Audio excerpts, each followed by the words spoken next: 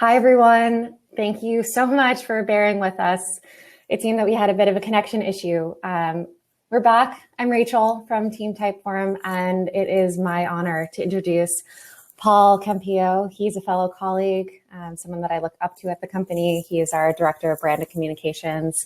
And I'll be honest, Meaningful is all his idea. It's how we started talking about this in the first place. It's what was the genesis of this event. And so we actually have Paul in back-to-back sessions. So for the next 10 minutes or so, he's going to talk about the future and what Meaningful means to the future in general and at Typeform. And we won't have any questions and answers for this session. We will in the next one where he's doing a fireside chat. So Paul, it's you. Thank you so much.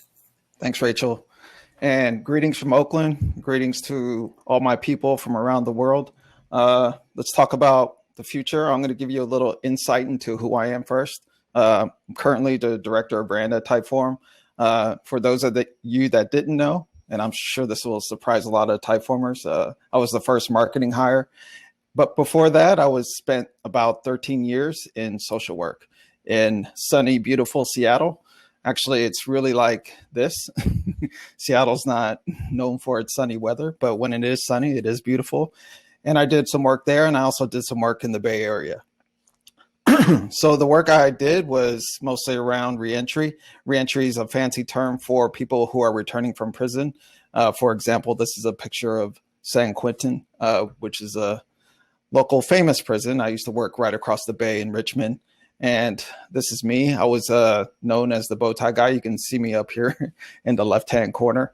But one day, the CEO of my organization came to me and she said, "Oh, I just met with Zynga and Pandora, and they said that we should be using Typeform."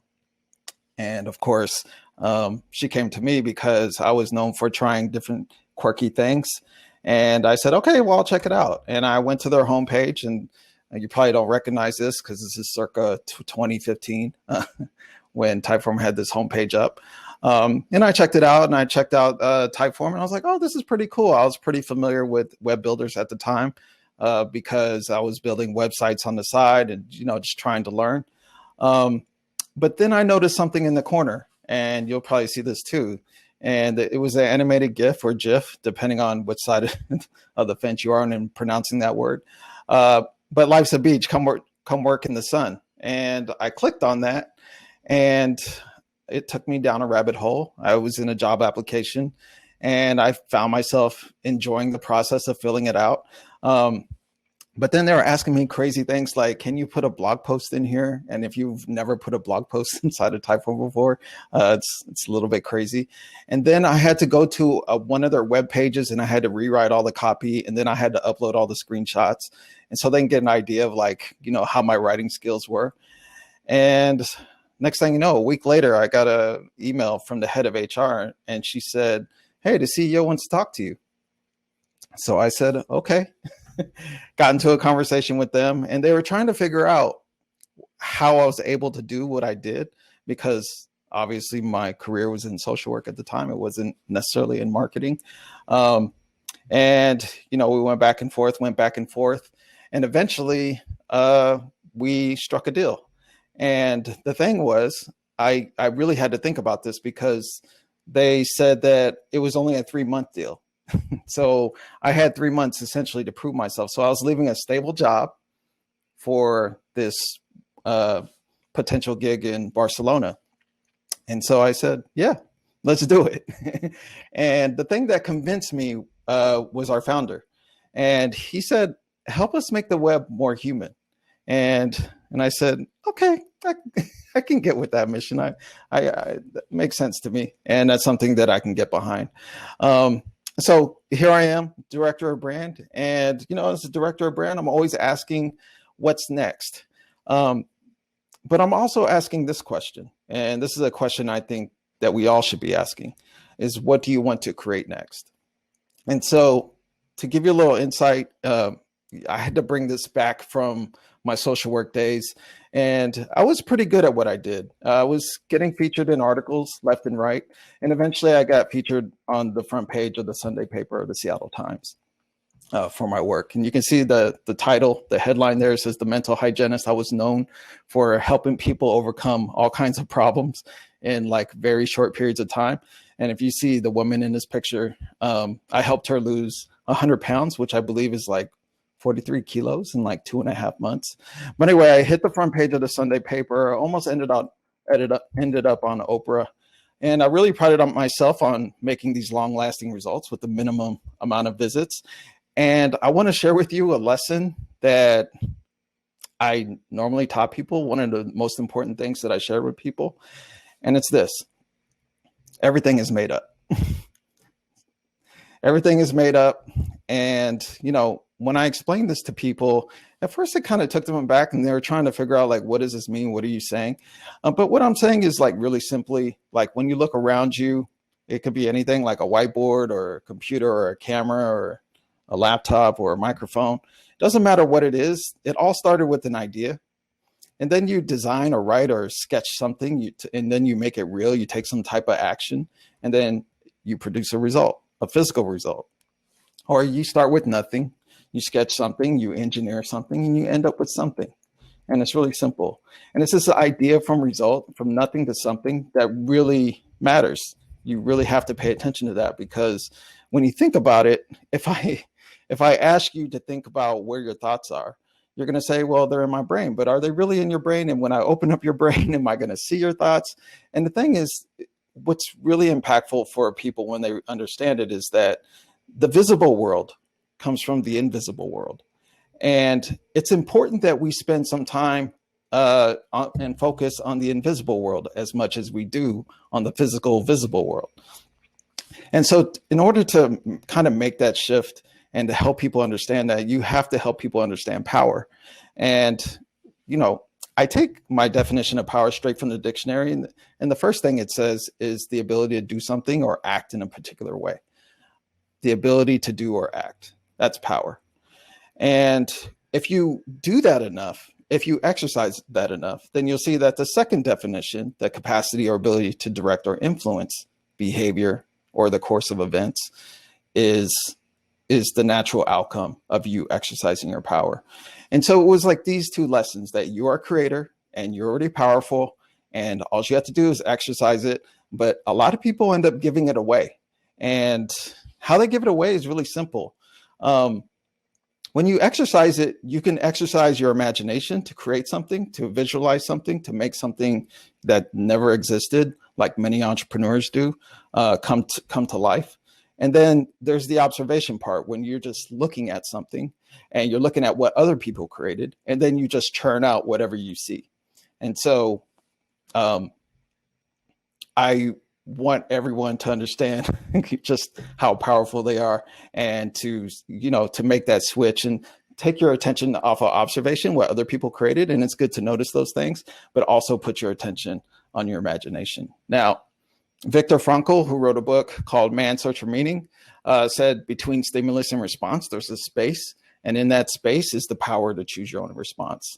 And that really determined whether someone lived or died, or how they suffered in a concentration camp. And that's an important lesson to remember. So yeah, you can ask what's next, or you can say, what do you want to create next? And I always go back to David, because he said, help us make the web more human. And I said, well, what do we want to create then? What's the world we want to create? Well, we want to become meaningful in the end. And back to Victor, he says, meaning happens when someone is concerned with someone or something outside of the world. And it could be a relationship. It could be a mission to fulfill. And most of the time, it's not done for me, it's done for we. And so we took this and we took some frameworks that existed out there, like, for example, the Meaningful Brands framework. And we have these 3 ideas of functional benefits, personal benefits, and collective benefits. And so this is a useful framework for us to start thinking of how we're going to build a meaningful brand or a meaningful company.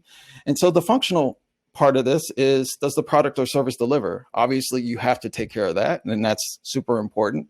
And so we have our products. This is Typeform. We have Conversations, and we have Video Ask. And to take it one step further, we said, well, could we create our own framework around this? So we created this meaningful design framework that Kim talked about earlier, where there's beautiful, beautiful design and how important that is and why that matters to people.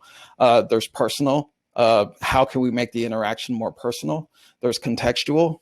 How can we take in the elements of the environment and bring that into our conversation so that we're not out of context? And then there's relevance, to make sure that we're having we're on the same topic together. So functional is the first part, personal is the next part. Am I authentically better off than I was before? And you're going to start seeing this. I think you're going to start seeing a shift. And our next guest, when I talk to him, Martin Lindstrom, has already been doing this kind of work way ahead of everyone else. Peter Drucker once said that because the purpose of business is to create a customer, the business enterprise has two and only two basic functions, marketing and innovation. But I want you to focus on this part. The purpose of business is to create a customer. And I can see us, and I can also see other companies getting into this idea of customer design, not just asking who's our customer, and you should know that, but who do you want your customer to become? And it's going to become even more than customers. It's going to be your customers. It's probably going to be your employees. Who do I want my employees to become? And eventually, I think we'll get to this place of who do we want our partners to become? So it's these three elements. And then the third one is collective benefits. And that's basically, how do we get back to society? Now, when COVID hit, we started this campaign called Kindness is Contagious. And we collected a bunch of stories, and we basically gave Typeform away for free. And one of the people that we gave Typeform to was this organization called Mask Match. They were trying to get PPE masks to the masses. And just by using a Typeform, they were able to deliver 820,000 masks to healthcare workers around the world. All right, so we have this framework, functional, personal, and collective. And you can see from their research, the Meaningful Brands research, that it's actually the personal and collective that are trending right now. And the functional benefits aren't mattering so much. So what I'm saying to you is that the buying criteria is changing. Like, people are starting to take into account, are you contributing? Are you giving back to society? We even had a partner ask one of our head of partnerships, hey, what do you do in the community? And these things are playing a big role now. Edelman did some other research. They said that people really care about these three things: solve my problems, solve society's problems, and enrich my life. And you can see that here. Why would you want to do this? Because meaningful brands get significantly higher KPIs. And I'll share the slides with you so you can see this. And they outperform the stock market by 134%. So in the end, meaningful is about making progress together, but progress together is also about struggling together, and how much customers feel and employees feel that you're in the trenches with them. And ultimately, we want to inspire brands to have meaningful conversations at scale, which is our mission. We've changed it, and to create a world of more personal business relationships. And the final thought I want to leave you with is the advantage in business goes to the one who understands what really matters to people. And that's why the future that we want to create is going to be meaningful. Could have called this Man Search for Meaning, but it could be called Brand Search for Meaning. And if you have questions about this presentation, feel free to click on the QR code and I'll answer those questions directly. So now to our guest, how do we make brands meaningful? Let me introduce Martin real quick, and I'm going to jump in the chat as soon as I'm done with this slide. Time Magazine named Martin Lindstrom one of the world's 100 most influential people. And for 3 years running, Thinkers 50 had selected Lindstrom to be the world's top 50 business thinkers. And Lindstrom's a high-profile speaker and author of 7 New York Times bestselling books, including Biology, maybe you heard of that one, Brand Sense, Small Data, which is my personal favorite. And he has a new book coming out called The Ministry of Common Sense. And so let me click out of this, and I'll jump into the next chat. Thank you so much, Paul. This is amazing. And yes, everyone, we're going to ask you to wait with us as we go into the next one. Take care.